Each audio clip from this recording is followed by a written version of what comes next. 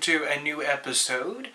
Today I'm going to be discussing Stanley Kubrick's 2001 Space Odyssey. Now most people, when they think of Stanley Kubrick, it's usually The Shining or A Clockwork Orange, maybe even Dr. Strangelove, or better yet, Full Metal Jacket. Stanley Kubrick is one of the few director-producers that came aboard, and when he did, every single one of his films became his masterpiece. Every new one was a masterpiece. And Space Odyssey was one of those films that when it came on board, everybody was excited to see it. And when they saw it, they were confused. And of course, you would be confused too if you watched this 2-hour-long film and you have no idea what is going on, which happens. But if you go and look at it through a different point of view, not look at it as just a film, of course what it is, a different type of medium, but if you go further and more philosophical, you find some things that are very, very, very interesting. My take upon it was something very different.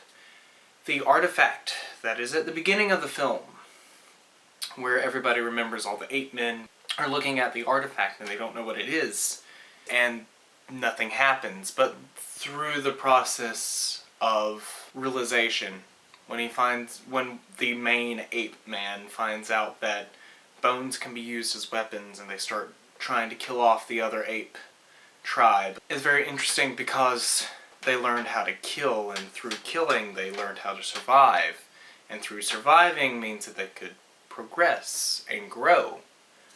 Well, further on in the movie, after they find the artifact again, and when they do, you realize that it's on Earth's moon, and that entire population had been wiped out.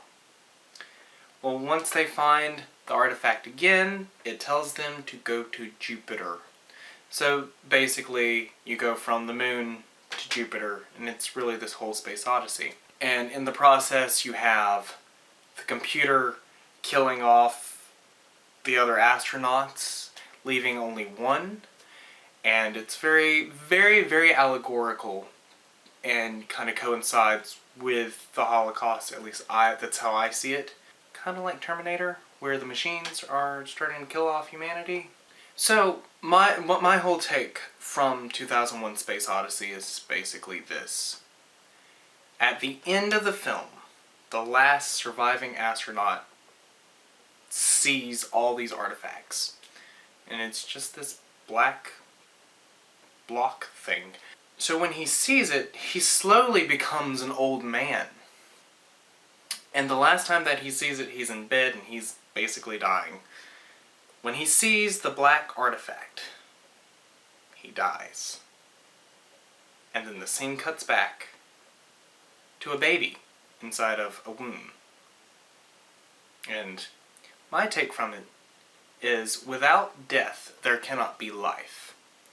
So where the black artifact, that is basically death. So every time you see the black artifact, someone is going to die. That happens with the 8 men. They see the artifact, they learn how to kill essentially their planet is wiped out until the astronauts come and find it. So through death comes a new life. So if there were beings on the moon, but they were wiped out, there's beings on Earth. So through death comes life. And that's basically what I take from the film. And I'm pretty sure Stanley Kubrick didn't think of that, but the whole basically 15 minutes worth of psychedelic visuals blew my mind. I didn't need that long just to get to the end. But Stanley Kubrick did an amazing job by putting in his little things that he always does, and always, always, always uses natural lighting and always uses fluorescent lighting, which I love. If you go and watch any of his films, 2001 Space Odyssey is currently on Netflix, and I do highly recommend you go and watch it, even if you don't want to. It's actually a really good film. You can watch his other films like The Shining or A Clockwork Orange. They're actually really good. So that's all for today. See you next time. Like and subscribe. Bye.